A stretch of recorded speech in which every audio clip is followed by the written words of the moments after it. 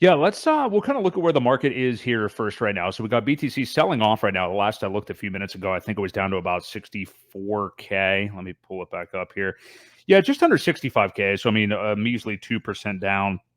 On the day, we have ETH still, pretty much performing like dog poop here at about 3,200. Its ratio against BTC still not good after the announcement of the ETF. Like the ETF is live. It's not just that we announced the ETF. Like the thing is now live.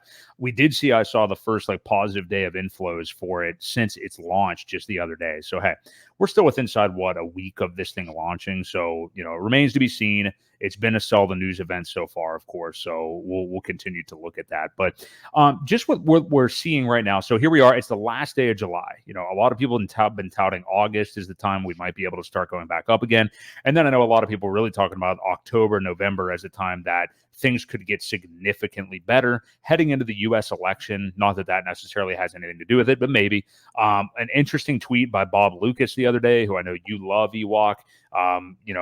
He, the creator or fan of the Bitcoin 4-year cycles, he talked the other day about September the 15th, that right around that day, we could very well see a breakout to new all-time high for BTC based on past cycles, the behavior that we've seen before. And he actually said he thinks it's entirely possible and probable 100K BTC by December. And that would just be Bitcoin basically doing something reasonable based on what it's done in past cycles. So I found that very interesting because if we could see 100K BTC this year, that shows you that in 3-4 months, a lot can happen, as we know can happen in this market. But I'll shoot it over to you. What are you kind of seeing with Bitcoin and ETH right now? Both of them. What are your thoughts on the recent price action and any other direction you want to take it, Ewok?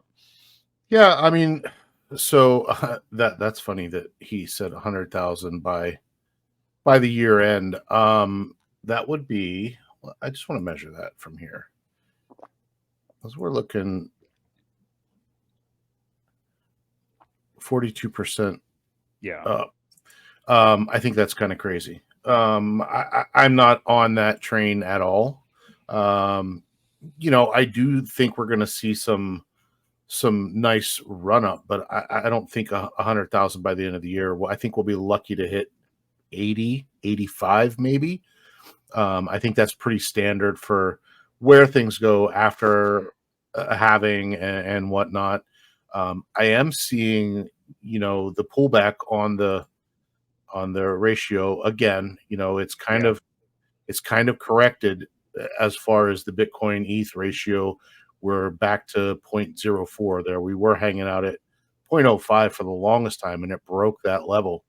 And it's there's a green candle now. It's kind of fighting its way back. I really thought the ETFs would have more effect now. Apparently, there was a big sell the news, and in that case, though, we should have had a buy the rumor pump, and we just didn't. So it's pretty. I don't know. It's very interesting to see these levels just kind of hanging out where they're at. I thought we would have a little bit more action, up to this point anyway. You got your total crypto market cap still only 2.287 trillion.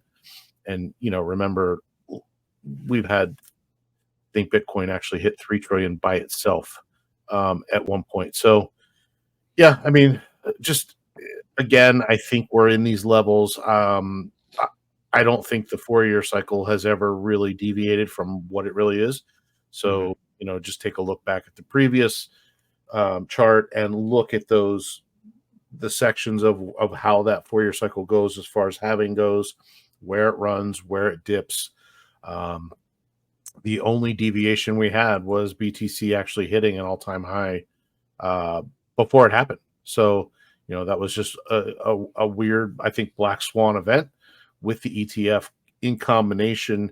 I still think you're going to see a lot more Wall Street money flowing in over some time here once, especially once the elections happen. And if, we could kind of roll into that later a little bit, but if it goes the way people that are in favor of the economy doing better, then I think you'll see a nice run up. If it doesn't, man, I'm not sure. I think it could be a little bit longer. And at that point, the Fed probably would have to lower rates to stimulate it a little bit. But we also talk about that having a detrimental effect for a few months after rates happen to get cut. So we're in a weird spot. We're in a very weird spot. I just see a lot more sideways movement for at least another month, probably all of August and maybe into September, just kind of chopping sideways. You may get a little bit of a pump or whatnot, but it's going to retrace pretty quickly. I think it just goes and stays in that channel for a while.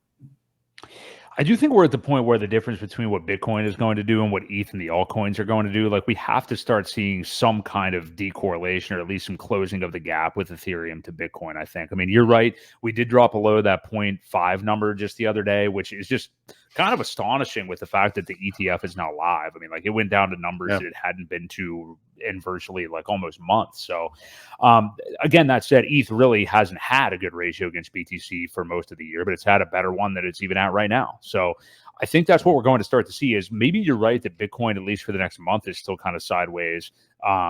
I can totally see that, but I think that we are going to see at least some tepid movement on ETH and some of these altcoins. I just think we're gearing up for that to start to shift.